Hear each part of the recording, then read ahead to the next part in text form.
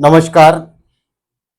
कालच सर्व महाराष्ट्रभर आषाढी एकादशीचा सण आपण साजरा केला. त्या आषाढी एकादशीच्या निमित्तानं लाखो वारकरी भक्त पंढरपूरला आपल्या विठ्ठलाच्या भेटीला गेले. ज्या लोकांना विठ्ठलाच्या भेटीला जाणं जमलं नाही, त्यांनी आपल्या घरूनच ईश्वराचं नामस्मरण केलं, एकादशीचा उपवास पकडला आणि विठ्ठलाला साकडं घातलं की माझ्या देशातील लोक हे आनंदी राहिले पाहिजे, सुखी संपन्न झाले पाहिजे, पाऊस चांगला पडला पाहिजे, सर्वसामान्य लोकांच्या जीवनातील अंधार नष्ट झाला पाहिजे आणि मी पण सुखी असलो पाहिजे, अशा विविध स्वरूपाचं साकडं प्रत्येक वारकरी भक्तानं आणि जे विठ्ठलाला नामस्मरण करणारे जे भक्त आहे या सर्व भक्तांनी एकादशीच्या निमित्तानं विठ्ठलाची आराधना केली. असाच एक विठ्ठलाचा भक्त आपल्या दैवताची आराधना करण्यासाठी आतुर झालेला होता. अर्थातच हा जो भक्त आहे, हा भक्त हा राजकीय भक्त होता. त्याचा विठ्ठलही हा राजकीय होता. तो भक्त आपल्या विठ्ठलाच्या दर्शनासाठी आतुर झाला होता आणि ती संधी त्या विठ्ठलाच्या भक्तानं शोधली आणि तो आपल्या विठ्ठलाच्या चरणी लीन होण्यासाठी त्यांच्या घरी गेला. त्या भक्ताचं नाव आहे छगन भुजबळ.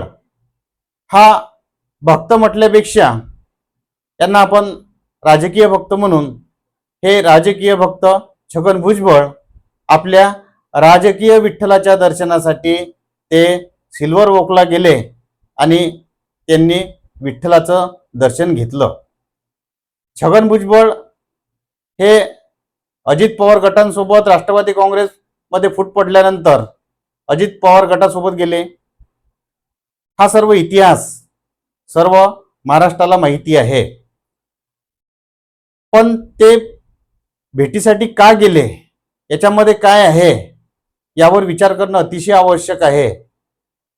छगन भुजबळ साहेब शरद पवारांच्या घरून जेव्हा परत आले तेव्हा मीडियाच्या प्रतिनिधींना त्यांना गाठलं, कारण मीडियाचे प्रतिनिधी घराच्या बाहेरच होते. आणि मग त्यांना विचारलं की भेटीचं कारण विचारलं. मग भेटीचं कारण सांगत असताना छगन भुजबळ साहेबांनी वेगवेगळ्या स्वरूपाची कारणं दिली, वेगवेगळ्या स्वरूपाचं विश्लेषण दिलं आणि त्यांनी त्याच्यामध्ये सांगितलं की मी शरद पवार साहेबांकडे याच्यासाठी गेलो आहे की सध्या महाराष्ट्र हा अशांत झालेला आहे आणि महाराष्ट्र हा पेटतो आहे, याला शांत केलं पाहिजे, याला शांत करण्याची जबाबदारी तुम्ही घ्या, तुम्ही सर्वांचं नेतृत्व करा, या महाराष्ट्राला शांत करा, अशा स्वरूपाचा प्रस्ताव मी साहेबांकडे घेऊन गेलो, असं छगन भुजबळांनी मीडियाला सांगितलं. हे कारण किती खरं आणि किती खोटं हे सांगणं सध्याच कठीण आहे, परंतु मीडियाला त्यांनी या पद्धतीनं सांगितलं एवढं मात्र खरे.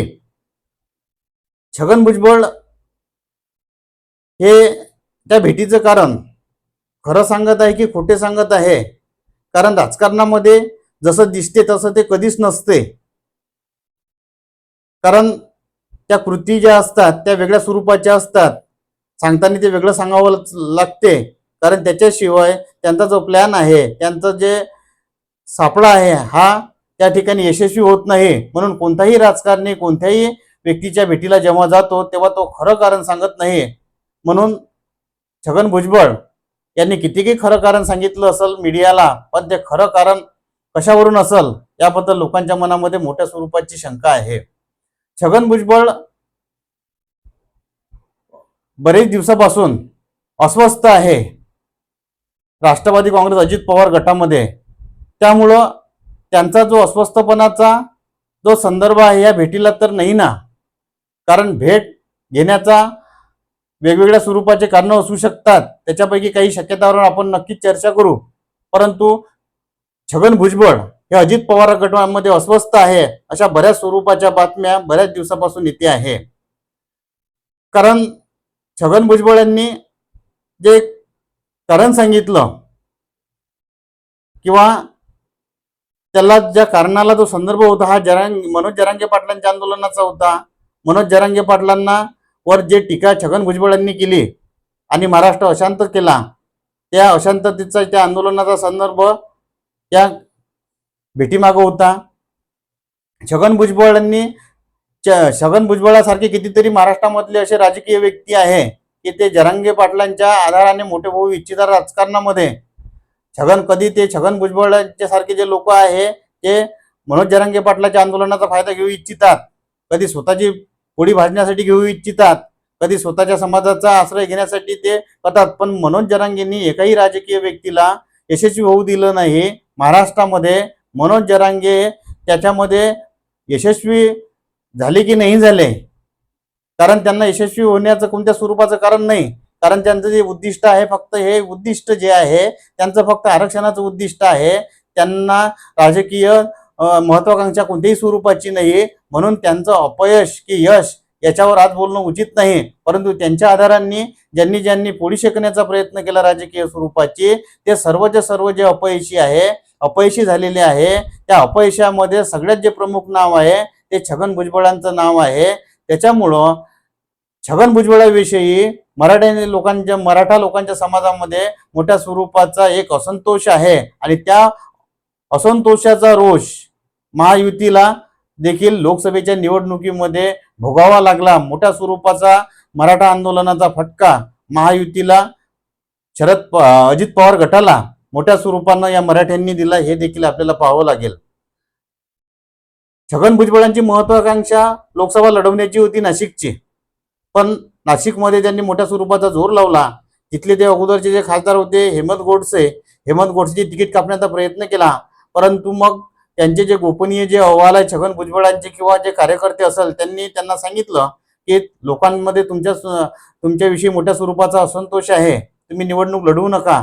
तुम्ही जर निवडणूक लढवली तर लोक तुम्हाला पराभूत करतील. अशा स्वरूपाचे काहीतरी जे अहवाल आहे हे छगन भुजबळापर्यंत त्या न्यूज गेल्या. म्हणून छगन भुजबळांनी त्या ठिकाणी मोठ्या स्वरूपाची माघार घेतली. अर्थातच लोकसभेची उमेदवारी हे त्यांना विधानसभेसारखी तिथं लिटमट टेस्ट करायची होती. आपल्याला लोक स्वीकारतील का किंवा आपल्याविषयी लोकांच्या मनामध्ये रोष आहे का, हे त्यांना विधानसभेच्या निवडणुकीचं लोकसभेमध्येच पाहायचं होतं. हा देखील एक छगन भुजबळांचा एक उद्देश होता. परंतु नाशिकमधून हेमंत गोडसेचा जर पराभव झाला तर छगन भुजबळाचा नक्कीच पराभव झाला असता, एवढं मात्र नक्की. नाशिक लोकसभेमधून छगन भुजबळांनी माघार घेतली. त्याच्यामुळं छगन भुजबळ मोठ्या स्वरूपाचे त्या ठिकाणी अस्वस्थ झाले. हा अस्वस्थपणा त्यांचा दिवसेंदिवस वाढत आहे, एवढं मात्र नक्की. छगन भुजबळ जे आहे यांना एवढी गोष्ट नक्की समजली की लोकांमध्ये आपल्या नावाचा मोठ्या स्वरूपामध्ये असंतोष आहे. तुरुंगामध्ये जाऊन जेवढ्या स्वरूपाचा असंतोष लोकांमध्ये नव्हता तेवढा जास्त असंतोष आपण बंड केल्यामुळं आहे किंवा मराठा समाजावर टीका केल्यामुळं आहे, हे छगन भुजबळांना आता पूर्ण कळून चुकलेलं आहे. त्यामुळं छगन भुजबळ मागचा दरवाजा शोधण्याचा प्रयत्न करत आहे. तो पार्लमेंटचा दरवाजा असो की तो राज्य विधिमंडळाचा दरवाजा असो, पण आपण मागच्या दरवाजामधून जावं अशी छगन भुजबळांची मनोमन इच्छा आहे. कारण प्रत्यक्ष दरवाजातून जर गेलो तर लोक आपल्याला विरोध करतील, लोक आपल्याला निवडणुकीमध्ये हरवतील, असा छगन भुजबळांचा मोठ्या स्वरूपाचा अंदाज आहे. त्यामुळं तो धोका पत्करण्यासाठी सध्या छगन भुजबळ तयार नाही, म्हणून ते अस्वस्थ आहे. हा देखील एक महत्वाचा मुद्दा आहे. त्यांनी राज्यसभेवर जाण्यासाठी मोठ्या स्वरूपाचे प्रयत्न केले. मोठ्या स्वरूपाची त्यांच्यामध्ये मीडियामध्ये मोठ्या स्वरूपाच्या दररोज बातम्या राज्यसभेच्या निवडणुकीच्या वेळेस येत होत्या. परंतु छगन भुजबळांना राज्यसभेची उमेदवारी देखील कोणत्या स्वरूपाची मिळाली नाही. राज्यसभेची उमेदवारी मिळाली सुनेत्रा पवारांना, ज्या बारामतीमधून सुप्रिया सुळेच्या विरोधामध्ये त्या निवडणूक हरल्या. त्यांना राज्यसभेचं तिकीट मिळालं. मागचा दरवाजा त्यांच्यासाठी खुला झाला. पण तो दरवाजा घेण्यासाठी, त्या दरवाजामधून आत जाण्यासाठी छगन भुजबळ मोठ्या स्वरूपाचे त्या ठिकाणी उत्सुक होते. परंतु छगन भुजबळ त्यांनाही तो दरवाजा मिळाला नाही. त्यामुळे ते पुन्हा अस्वस्थ झाले. तिसरी संधी छगन भुजबळांची विधान परिषदेची गेली. विधान परिषदेवर जाण्यासाठी सुद्धा ते उत्सुक होते. कारण विधान परिषद म्हटलं की मागचा दरवाजा, विधान परिषदेवर लोकांशी संबंध येत नाही, लोकांचा आपल्याला विरोध आहे, यावर छगन भुजबळांचं ठाम मत झालेलं आहे. म्हणून मागचा दरवाजा ज्या पद्धतीनं भेटणार त्या पद्धतीनं तो घेण्याचा प्रयत्न करावा आणि स्वतःची जी उमेदवारी आहे हे सेफ ठेवावी असा विचार छगन भुजबळांचा आहे, हे देखील आपल्याला सांगायचं आहे. छगन भुजबळांना तीही संधी मिळाली नाहीये, त्यामुळे छगन भुजबळ हे प्रचंड अस्वस्थ आहे. येणाऱ्या विधानसभेच्या निवडणुकीमध्ये आपल्याला राज्य विधिमंडळ भेटते की नाही भेटत, लोक आपल्याला निवडून देतील की नाही देतील, यामध्ये छगन भुजबळ मोठ्या स्वरूपामध्ये विचार करत आहे आणि त्यांना नकारात्मक विचार त्यांच्या मनामध्ये येत आहे, म्हणून ते प्रचंड अस्वस्थ झालेले आहे. छगन भुजबळ आपल्या विठ्ठलाच्या भेटीसाठी म्हणजे शरद पवारांच्या भेटीसाठी गेले आणि शरद पवारांच्या भेटीमागे हे तर एक कारण नाही ना अस्वस्थतेचं. छगन भुजबळांनी आपला स्वतःचा प्रस्ताव तो तिथं ठेवला नाही ना, की साहेब मला पदरामध्ये घ्या, माझ्याकडून चूक झाली, मी तुमच्या पक्षामध्ये येण्यासाठी तयार आहे. एक असंही संदर्भ असू शकते या भेटीमागचा, की स्वतःचा प्रस्ताव स्वतःच घेऊन गेले आणि डायरेक्ट साहेबांशी बोलणी केली आणि साहेबांनी मग काय उत्तर दिलं तो नंतरचा मुद्दा आहे. परंतु या भेटीमध्ये काहीतरी शिस्त आहे एवढं मात्र नक्की. शरद पवारांसोबत छगन भुजबळ स्वतःच प्रस्ताव घेऊन गेलेले असावे. स्वतः मी पक्षामध्ये येतो, मला माझा पक्षामध्ये प्रवेश करून घ्या, हे एक कारण देखील या भेटीमागचं असू शकते.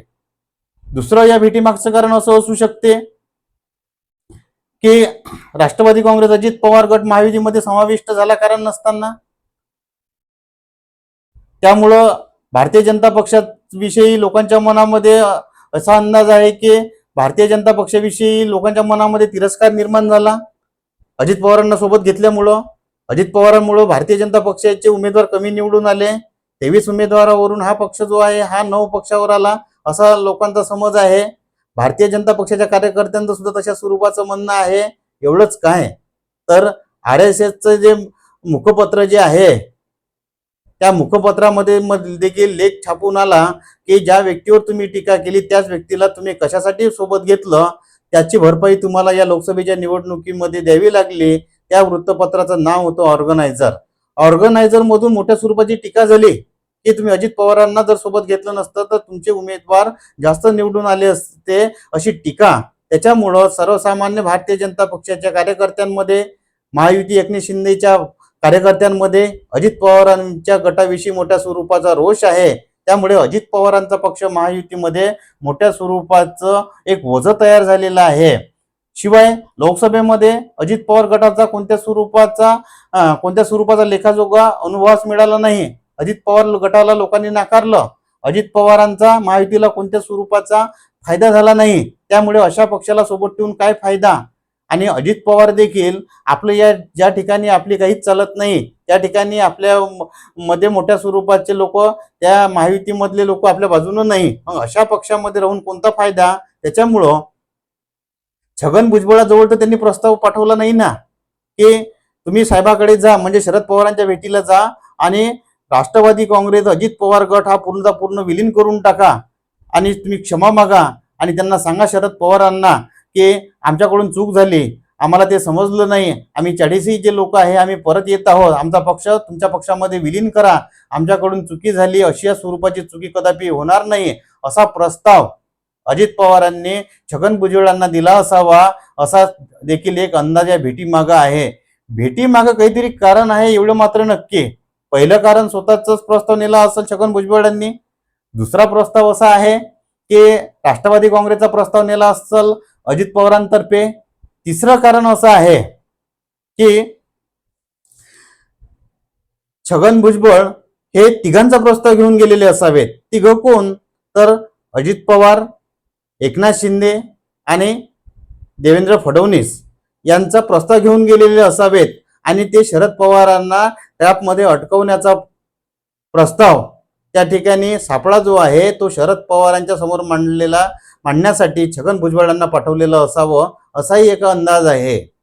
कारण छगन भुजबळांनी जे कारण सांगितलं ते कारण भारतातल्या किंवा महाराष्ट्रातल्या कोणत्याही माणसाला पटत नाही की महाराष्ट्र अशांत झालेला आहे, तुम्ही नेतृत्व करा, तुम्ही महाराष्ट्र शांत करा असा प्रस्ताव कोणीच नेत नसते आणि ते कारण न पटण्याजोगं आहे. पण छगन भुजबळ हे जे प्रस्ताव घेऊन गेले ते याच उद्देशाने गेलेले असावे असा एक अंदाज आहे. समजा शरद पवार जर यांना महायुतीला कोणत्या स्वरूपाचा जर प्रतिसाद जर दिला नाही तर शरद पवारांवर खापर फोडण्यासाठी महायुती नेहमी स्वरूपाचे प्रयत्न करेल. तसंही ते शरद पवारांच्या विरोधामध्ये नेहमीच टीका करत असतात आणि यावेळेस ते अशाही स्वरूपाची टीका करल की महाराष्ट्र हा शरद पवारांनीच अशांत केलेला आहे. शरद पवार शांत करण्यासाठी इच्छुक नाही. आम्ही शरद पवारांना निमंत्रण दिलं होतं. आम्ही शरद पवारांकडे प्रस्ताव पाठवला होता. छगन भुजबळांचं नाव घेऊन ते उदाहरण देखील भाषणामधून सांगेल. कारण 2 महिन्यानंतर विधानसभेच्या निवडणुका आहे. विधानसभेच्या निवडणुकीची पोळी या प्रस्तावाच्या माध्यमातून भाजण्याचा महायुतीचा तो डाव आहे, तो सापळा आहे, हे देखील पाहणं अतिशय आवश्यक आहे. महायुतीची 8 दिवसाच्या अगोदर एक आरक्षणावर आधारित एक मीटिंग झाली. त्या मीटिंगला विरोधी पक्षनेता म्हणून सर्वचे सर्व विरोधी पक्षांना त्या ठिकाणी निमंत्रित केलं होतं. ते काही कारणास्तव गेले नाही. परंतु देवेंद्र फडणवीस यांनी भाषणाच्या माध्यमातून विरोधी पक्षांनी जात दाखवली, राजकीय जात दाखवली, अशी त्यांच्यावर टीका केलेली आहे. महाविकास आघाडीवर ज्या ज्या ठिकाणी संधी भेटेल त्या त्या ठिकाणी महायुती टीका करण्याचा प्रयत्न करत आहे. सत्तेमध्ये महायुती असून देखील मराठा आरक्षणाचं जे खापर आहे महाविकास आघाडीवर फोडण्यासाठी, शरद पवारांच्या भोवती हा सापळा रचण्यासाठी, तो सापळ्याचा प्रस्ताव छगन भुजबळांनी या तिघांच्या सांगण्यावरून शरद पवारांच्या घरी नेलेला असावा, ही देखील शक्यता नाकारता येत नाही. हे मात्र आपल्याला पाहावं लागेल. चौथी शक्यता अशी आहे की छगन भुजबळांचा असा पुरेपूर विश्वास झालेला आहे की आपण या येणाऱ्या निवडणुकीमध्ये निवडून येणार नाही. आपल्याला लोकांचा मोठ्या स्वरूपाचा विरोध आहे. आपल्याला मराठा समाजाचा मोठ्या स्वरूपाचा विरोध आहे. आपल्याला जरांगे पाटलांचा मोठ्या स्वरूपाचा विरोध आहे. त्याच्यामुळं लोक आपल्याला निवडून देणार नाही हा ठाम विश्वास झाल्यामुळं, आणि त्यातही अगोदरच्या दिवशी तुम्ही शरद पवारांवर टीका करता आणि दुसऱ्या दिवशी त्यांच्या घरी जाता. छगन भुजबळांनी अगोदरच्या दिवशी शरद पवारांवर मोठ्या स्वरूपाची टीका केली. जो कार्यक्रम होता अजित पवारांनी तो कार्यक्रम आयोजित केला होता, त्याच्यामध्ये त्यांनी मोठ्या स्वरूपाची शरद पवारांवर टीका केली की विरोधी पक्षातले सर्वचे सर्व जे लोक आहे हे मराठा आरक्षणावर चर्चा करण्यासाठी येत होते, परंतु त्यांना बारामतीवरून एक फोन गेला. बारामतीवरून फोन गेला म्हणजे त्यांनी शरद पवारांनी फोन केला असं त्यांना अप्रत्यक्षरित्या सांगायचं होतं.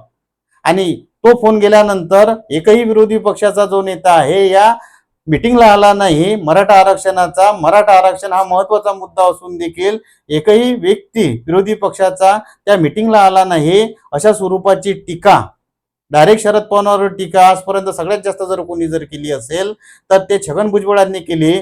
त्या सभेमध्येही शरद पवारांवर टीका केली छगन भुजबळांनी. आणि दुसऱ्या दिवशी छगन भुजबळ शरद पवारांच्या भेटीला कसे काय जाऊ शकतात, याचं कारण असंही असू शकते की कार्यकर्त्यांनी त्यांना सांगितले असं तुम्ही साहेबांवर कशासाठी टीका केली, अगोदरच तुम्हाला निवडून येण्यासाठी शक्य लोक तुमच्या बाजूने नाही.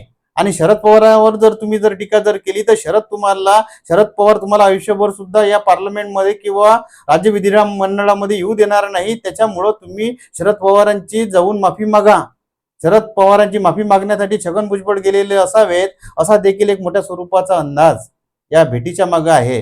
त्याच्यामुळं या भेटीचे कितीही कारण जरी छगन भुजबळ सांगत असले मीडियाला, पण तरी छगन भुजबळांना सांगितलेलं जे कारण आहे ते जनमानसाला पटत नाही आहे. शरद पवार आणि छगन भुजबळ यांच्यामध्ये काहीतरी शिजत आहे. ते स्वतःविषयी शिजत असेल, पक्षाविषयी शिजत असेल, त्यांनी माफीनाफ्याविषयी शिजत असेल किंवा तो ट्रॅप असेल. अशा कितीतरी शक्यता आपल्याला या छगन भुजबळ आणि शरद पवार यांच्या भेटीमधून पडताळता येऊ शकतात. परंतु कोणती शक्यता होती हे सध्या आपण कोणत्या स्वरूपाचं सांगू शकत नाही. भविष्य काळामध्ये सुद्धा याच्या व्यतिरिक्तही अनेक जे कारण आहे हे समोर येऊ शकतात. परंतु आज आपण या 4 शक्यतांच्या माध्यमातून या भेटीचं विश्लेषण केलेलं आहे. कारण छगन भुजबळ जेव्हा भेटीसाठी गेले त्यांनी सांगितलं की हे जे भेट होती ही नियोजित स्वरूपाची नव्हती. अजित पवार माझे जे नेते आहे अजित पवार यांना ही भेट होणार आहे हे माहीत नव्हतं. मग तुम्ही भेटीसाठी कशासाठी गेले? फक्त ते माहीत जे होतं ते मी फोनवर सांगितलेलं होतं, प्रफुल्ल पटेलांना माहीत होतं असं त्यांनी त्या ठिकाणी सांगितलं. ही भेट नियोजित नसल्यामुळं शरद पवारांनी देखील सिल्वर वॉकवर त्यांना 1 ते 1.5 तास थांबवून ठेवलं, कारण ही नियोजित स्वरूपाची भेट नव्हती. परंतु शरद पवार देखील या सापड्यामध्ये अडकण्यासारखे नाही. ते कसलेले पहिलवान आहे. कालच ते पत्रकार परिषद जे झाली, एक नंबरची पत्रकार परिषद झाली. या पत्रकार परिषदेच्या माध्यमातून शरद पवारांनी छगन भुजबळांच्या भेटीवर जे भाष्य केलं ते मोठ्या स्वरूपाचं भाष्य होतं. तुम्ही आतापर्यंत विरोधी पक्षाला कोणत्या स्वरूपाचं विचारात घेतलं नाही आणि आता तुम्ही शरद पवारांवर च्या भेटीला कशासाठी आले अशा काही स्वरूपाची त्या ठिकाणी त्यांनी भाष्य केलं. राजकारणामध्ये दिसते तसं नसते. हे मन नेहमी नेहमी याच्यासाठी लक्षात येते की कोणताही नेता कोणत्याही नेत्याच्या जेव्हा भेटीला जाते तेव्हा तो ती गोष्ट कोणत्या स्वरूपामध्ये आपल्याला ती गोष्ट कोणत्या स्वरूपाची कबूल करत नाही. त्याच्यामुळं भविष्य काळामध्ये देखील या भेटीचा काहीतरी एक अंतस्थ हेतू आहे. कारण आपल्याला आपल्या पक्षाला आणि आपल्याला लोक निवडून देणार नाही. लोकसभेमध्ये आपण सपाटून मार खाल्लेला आहे राष्ट्रवादी काँग्रेस अजित पवार गटानं. आणि जे येणारे जे सर्वे आहे, सामचा जो सर्वे आला, हा सर्वे देखील त्याच पद्धतीचा आला. अजित पवार गटाला त्याच्यामध्ये कमी स्वरूपाचं जनमत दाखवत आहे. त्याच्यामुळं भविष्य काळामध्ये आपल्याला या पक्षामध्ये कोणत्या स्वरूपाचं भविष्य नाही याचाही कानोसा आपल्याला या भेटीमधून घेता येईल. वारकरी संप्रदाय जसा पंढरपूरला आपल्या विठ्ठलाच्या भेटीसाठी गेला किंवा आषाढी एकादशी अगोदर जसा तो आतुर असते, पायी वारी करते 10-15 दिवसाच्या अगोदर, अशा स्वरूपाची भेट या शरद पवारांच्या माध्यमातून होते की घेण्याचा प्रयत्न या छगन भुजबळांच्या माध्यमातून या भेटीमध्ये आपल्याला प्रत्यय दिसून आला. छगन भुजबळ आणि शरद पवार यांची जे भेट हे भक्तांनी विठ्ठलासारखी या ठिकाणी दिसत आहे. संत तुकारामांनी आपल्या अभंगामध्ये सांगितलं की तळियाचे पाडी वृक्षावैरी बैसोनी कैसा चातक बोबाई तुरे. तसा तो चातक पक्षी असते, त्याला आजूबाजूनं पाणी दिसते पण तो पाणी ते पित नाही, त्याला आकाशातून पडलेलं पाणीच पाहिजे असते. तशीच आर्तता छगन भुजबळांना शरद पवारांच्या भेटीची लागली होती. म्हणून शरद पवारांच्या कोणत्याही जवळच्या कार्यकर्त्यांची भेट न घेता, त्यांच्या पक्षाच्या कोणत्याही नेत्याची भेट न घेता, कोणत्या स्वरूपाचं नियोजन न करता ते भेटीसाठी एवढे आतुर झाले होते शरद पवारांच्या त्या चातक पक्षासारखे की ते डायरेक्ट कोणालाही न सांगता सकाळी उठल्या उठल्याच ते डायरेक्ट शरद पवारांच्या भेटी गेले. हा जो प्रसंग आहे विठ्ठलाच्या दर्शनाचा, आपल्याला असाच उच्चारता येईल की भेटी लागी जीवा. याच्यामधून काय साध्य निघते हे पुढं पाहूया. तुर्तास या ठिकाणी आपण विराम घेऊ. धन्यवाद. जय हिंद, जय भारत.